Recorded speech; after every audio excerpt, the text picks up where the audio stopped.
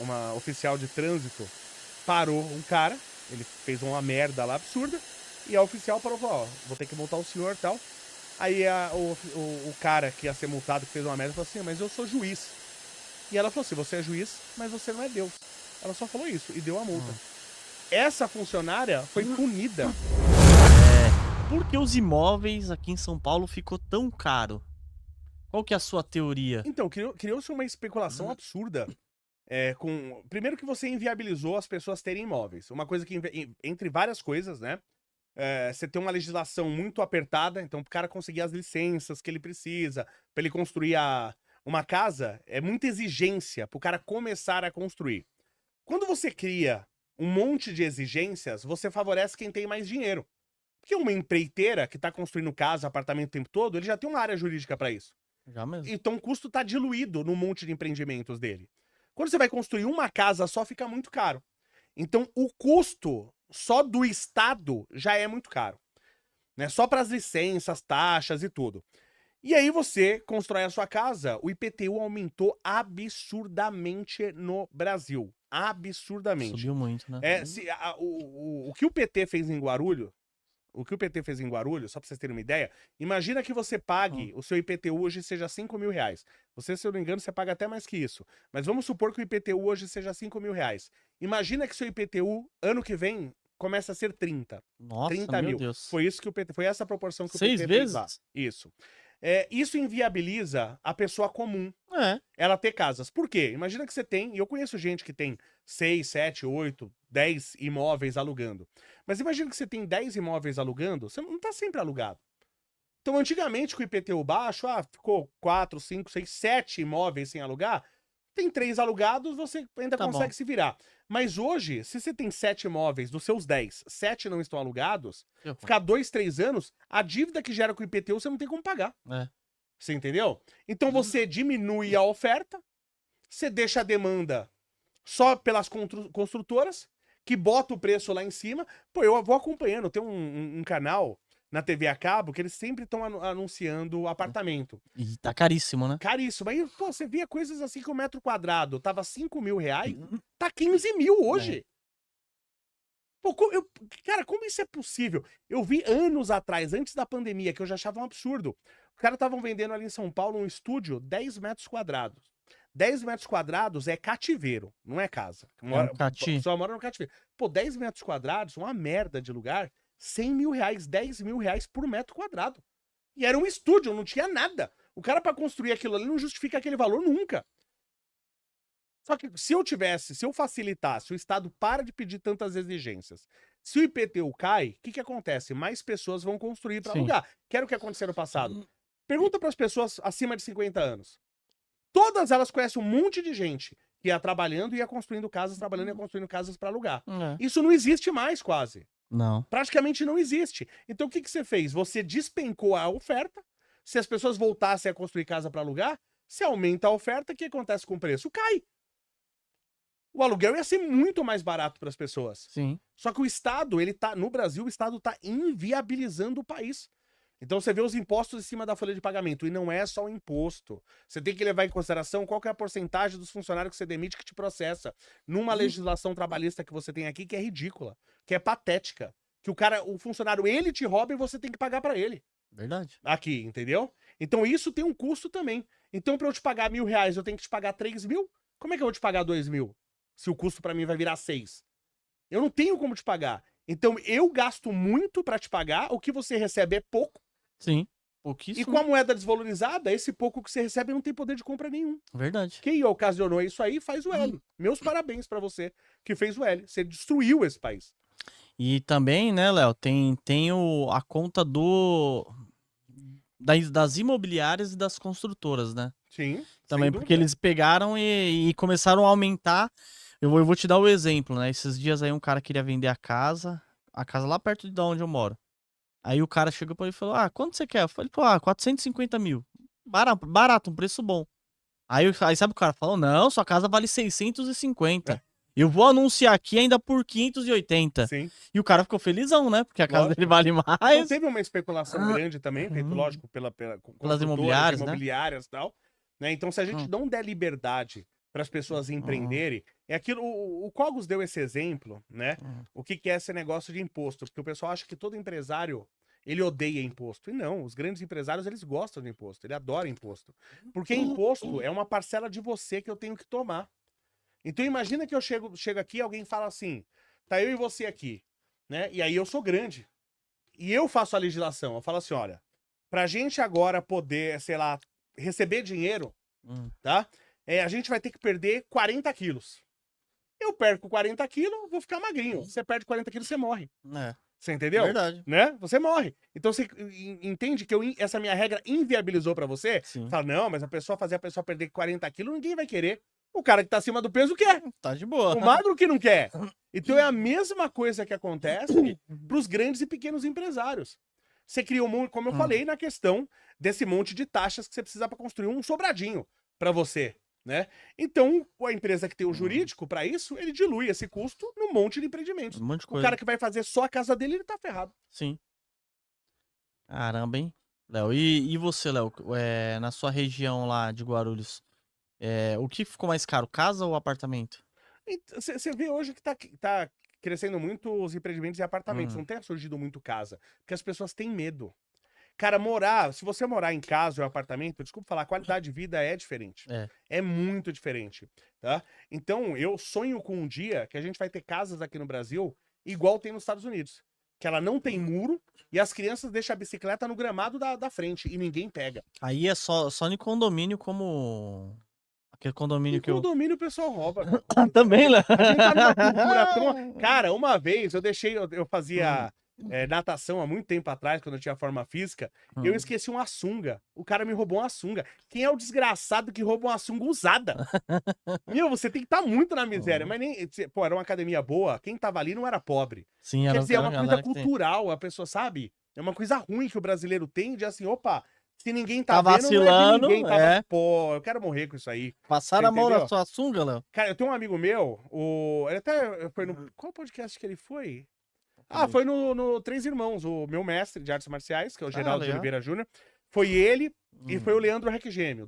Esse Leandro Requigêmeo, inclusive, ele foi pentacampeão brasileiro, foi campeão na Coreia. O cara, assim, bom pra caramba, né? Ele foi... Peraí, deixa eu lembrar agora. Eu comecei essa história pra contar uma coisa e esqueci. O que a gente tava falando antes? A gente tá falando que o brasileiro gosta de dar uma surrupiada. Tá, lembrei.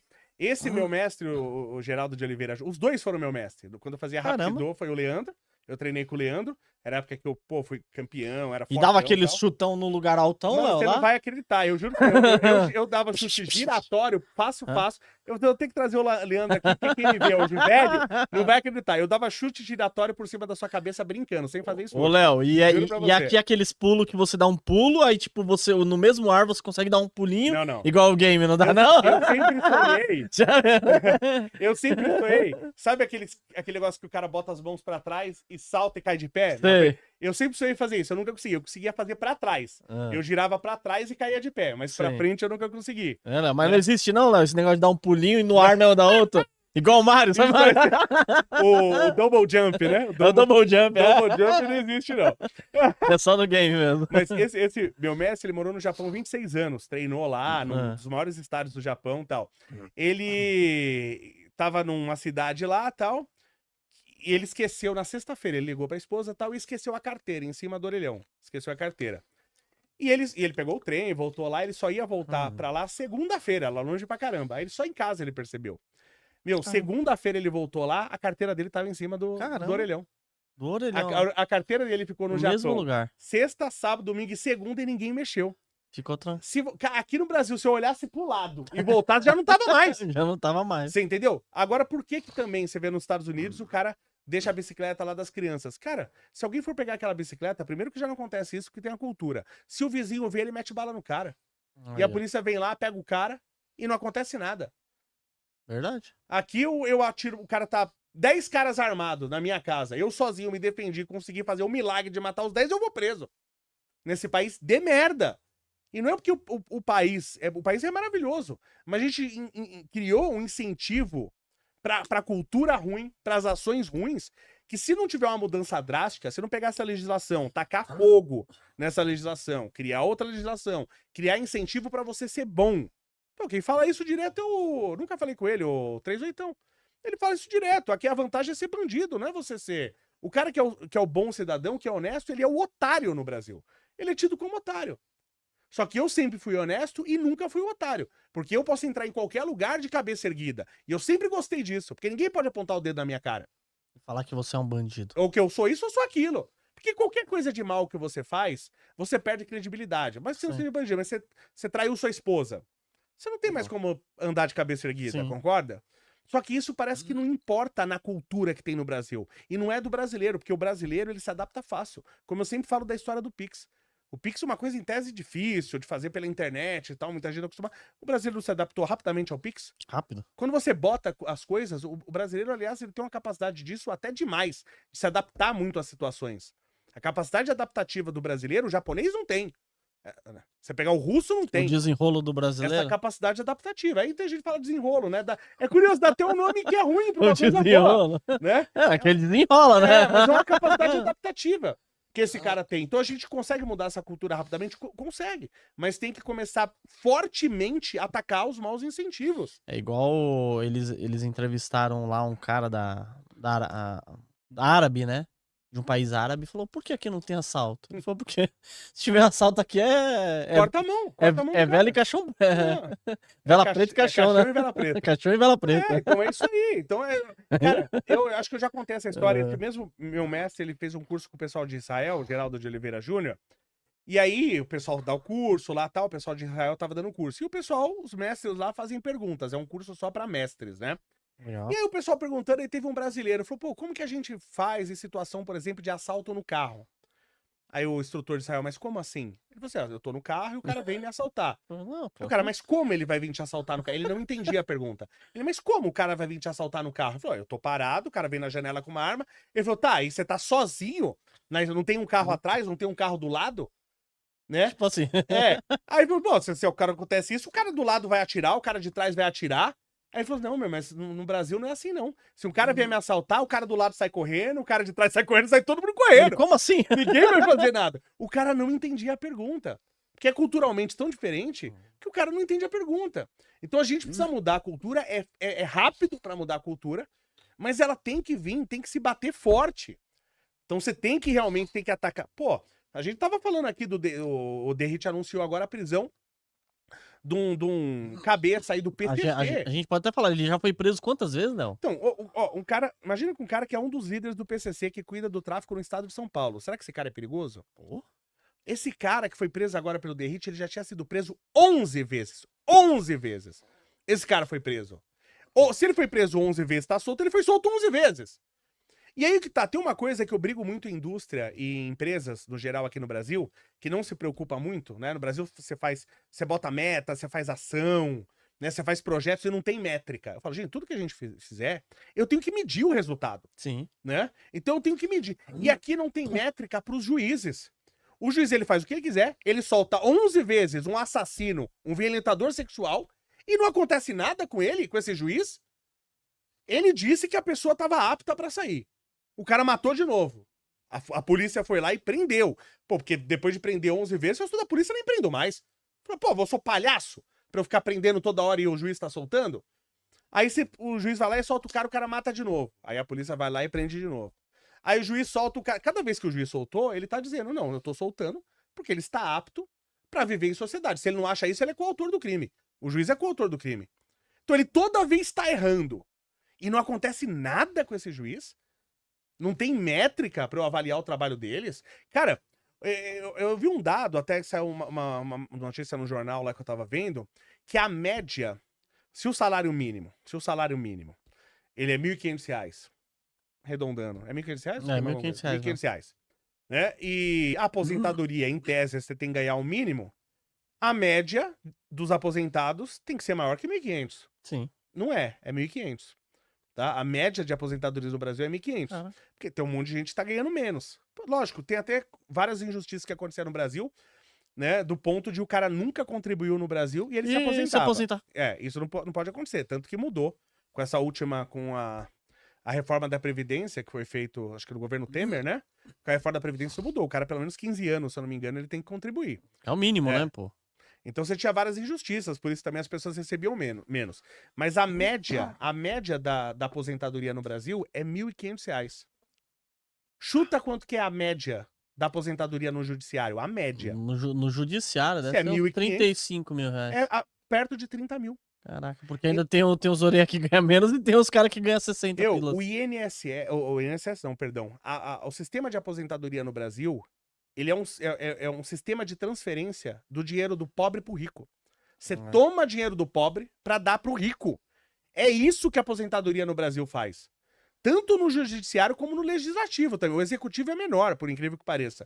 Mas tanto o legislativo como o judiciário, a média bate quase 30 mil reais. É 26, dependendo se é legislativo ou se é judiciário. Quase 30 mil reais. Absurdo, Então as né? pessoas pobres se matando de trabalhar. Pro juiz, por exemplo, cometer um crime. O juiz trabalhou 8 anos. Comete um crime, assassina uma pessoa. Violenta sexualmente. Qual que é a punição dele? Ele é aposentado com salário integral. Tá que pariu, né?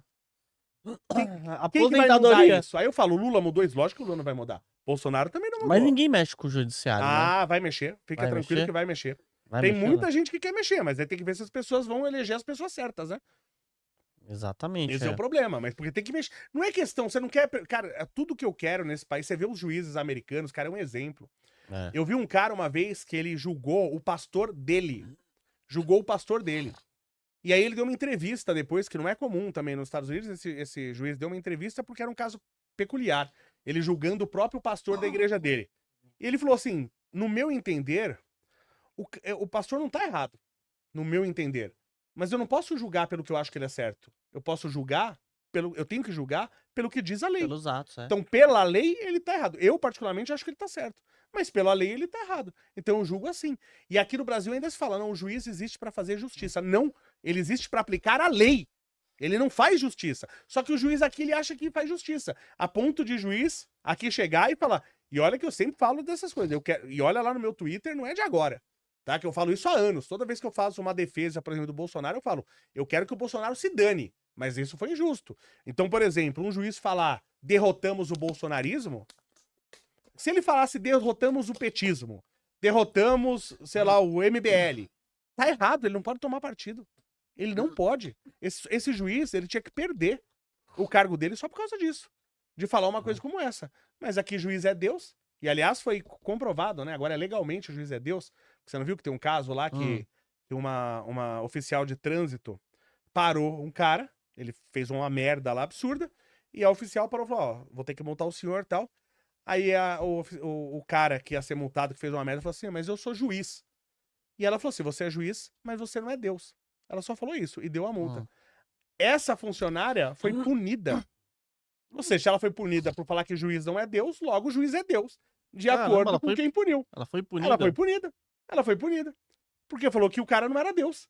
Ué? Então a gente tá num país que se eu falar que um homem é homem, eu tomo multa. Tem gente, tem um perfil lá à esquerda na net que tá sendo processado por isso. Se você falar que você é contra pedófilo no Brasil, você leva multa. Você sabia disso? A esquerda na net tá... E foi basicamente isso que ele falou. Você tem uma pedofilia envolvida. E eu, pra mim, eu sou muito a favor do tratamento de pedófilo. Tem um remédio 9mm que inserido na cabeça parece que cura rapidinho. Rapidinho, Léo? O cara que é pedófilo. Esse remédio é bom. Isso daí é Parece bom. que todos que levaram esse remédio aí nunca mais voltaram a praticar esse crime. Não ficaram mais. Nunca mais tiveram esse problema. Então eu sou totalmente a favor. Mas a gente vive numa ditadura. Você não tem direito nem de falar que a grama é verde. Aí fica complicado, né? Ó.